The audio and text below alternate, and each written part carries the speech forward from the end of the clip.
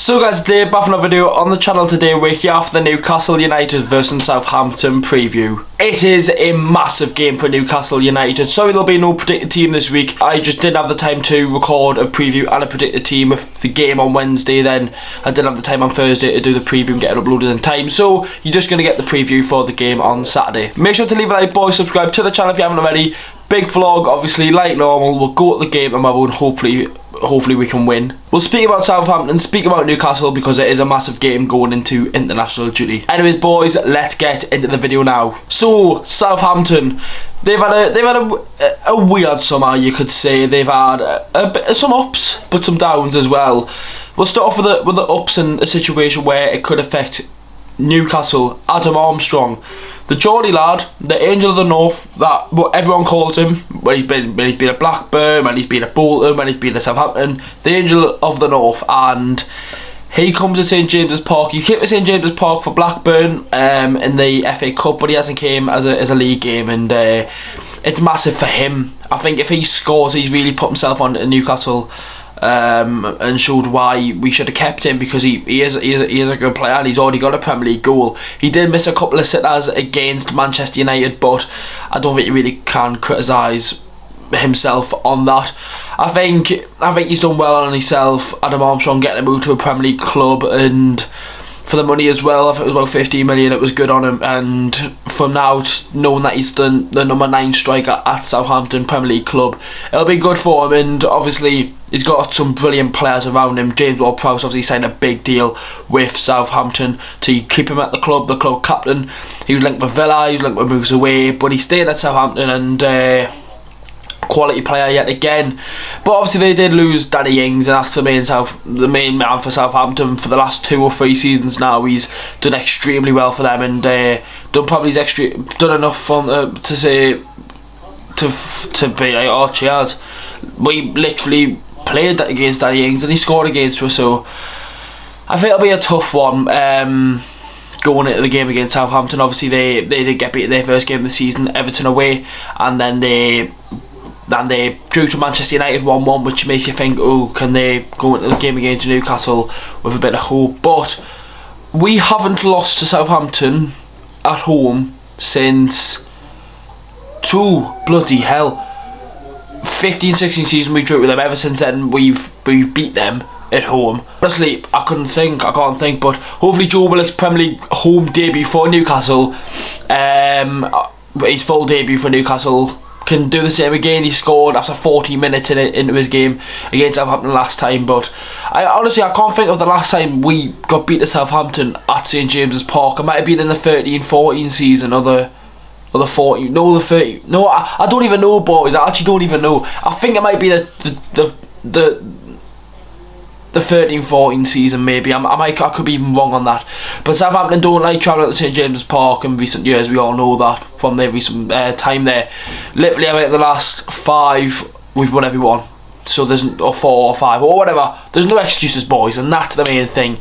We need 3 points, and if we don't pick up 3 points, we're going to be going into the international duty with just Joe Willock as our only signing.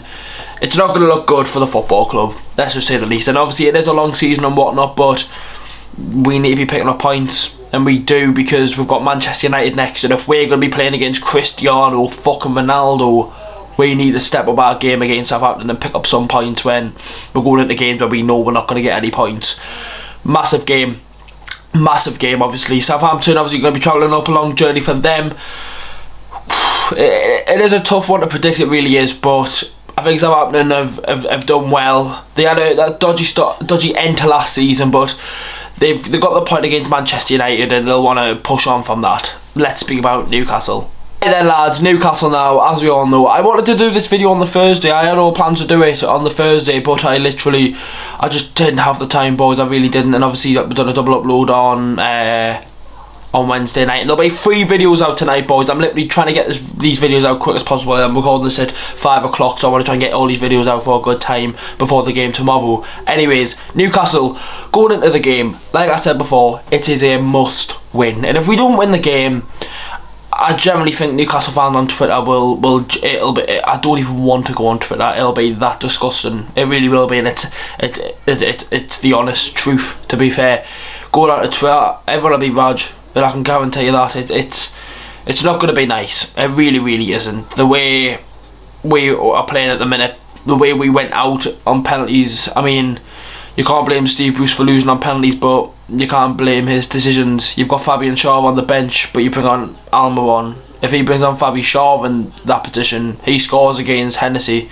and then we could save the last penalty against Charlie Daniels for momentum. But hey ho, fucking, it's the way we are. It's the way Newcastle are, and it's facts, and we can't change it.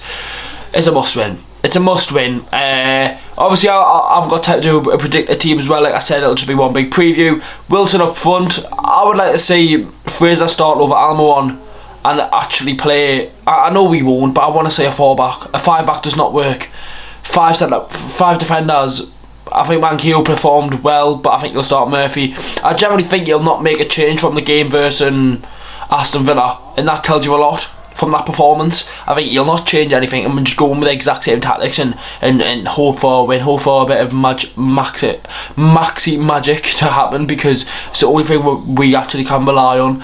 We need to see more of Joe Willock. He was quiet against Aston Villa, so we need to get him into the game a lot more.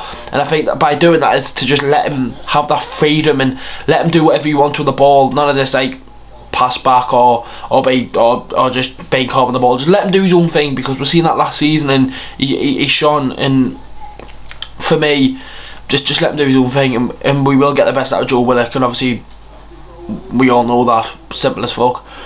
Let's just hope we can go to the game with a bit of confidence, and it's going to be an interesting one tomorrow. 3 o'clock kick off, so I actually feel it's going to be good going to a game for the first time in a very long time. Saturday 3 o'clock.